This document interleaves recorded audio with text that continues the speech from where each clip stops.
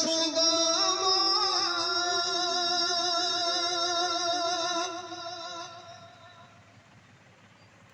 তোর দুষ্টুটাকে সাজা দি লুকিয়ে কাঁদিস না,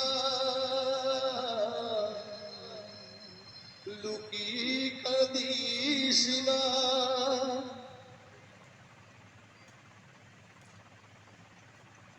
ও তোর দুষ্টুটাকে সাজা দি লুকিয়ে কাঁদিস না। করবি কি রে মা বলে সে ডাকে যদি এখনই